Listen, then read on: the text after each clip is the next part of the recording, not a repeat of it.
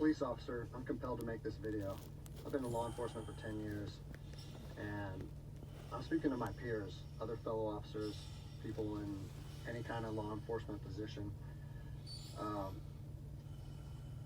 I've seen officers nationwide enforcing tyrannical orders against the people, and I'm hoping it's a minority of officers, but I'm not sure anymore, because every time I turn on the television, every time I look to the internet, I'm seeing people arrested or cited for going to church, for traveling on the roadways, for going surfing, opening their businesses, going to the park with their families, or doing nails out of their own house, using their own house as a place of business, and having undercover agents go there and arrest them and charge them with what? With a crime? I don't know what crime people are committing by doing nails in their own house, but we're seeing this more and more and more, and we need to start looking at ourselves as officers and thinking, is what I'm doing right? Now, I want to remind you that regardless of where you stand on the coronavirus, we don't have the authority to do those things to people just because a mayor or a governor tells you otherwise. I don't care if it's your sergeant or your chief of police. We don't get to violate people's constitutional rights because somebody in our chain of command tells us otherwise. It's not how this country works. Those are de facto arrests.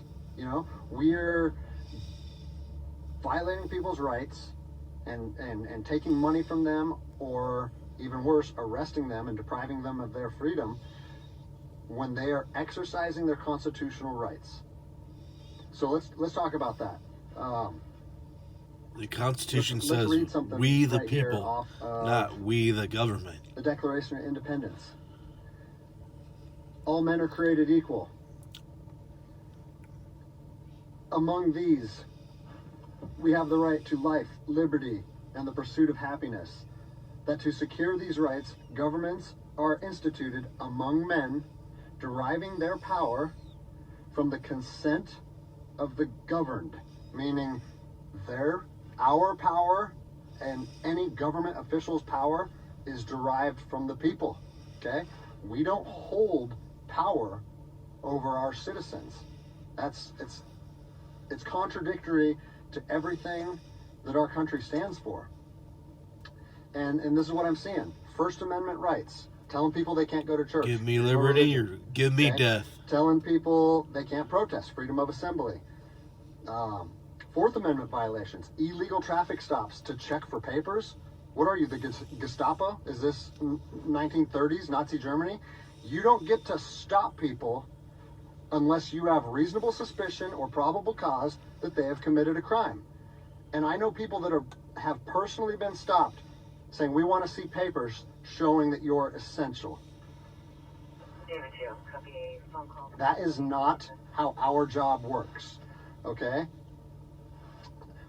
What really has been pissing me off lately is the fact that these officers that are going out here and enforcing these tyrannical orders, what they're doing is they're making my job and my safety, or they're putting my job and my safety at risk.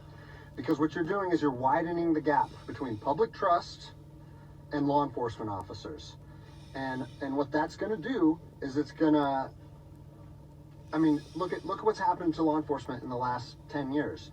Less and less public trust, and more often than not, that is a result of isolated incidents that get blown out of proportion. They're not isolated anymore. They're happening every single day.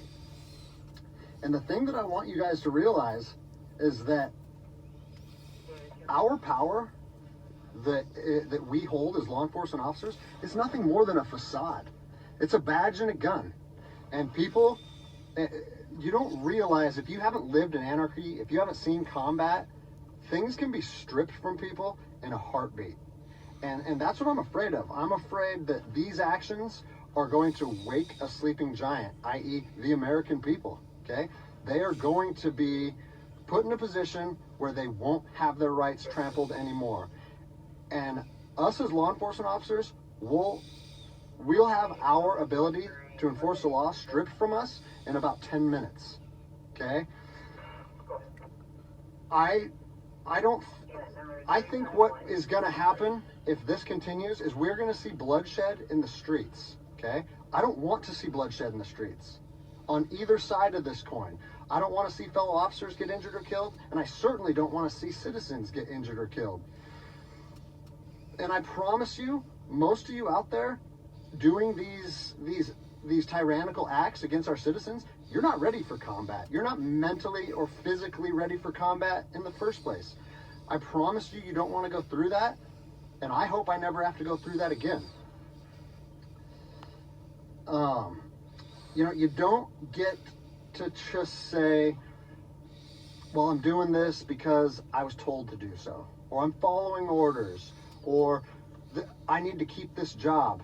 Guess what? I need to keep this job more than anybody. I have 3 young children. I have 2 houses. Like, I have the same sob story that the rest of you guys have.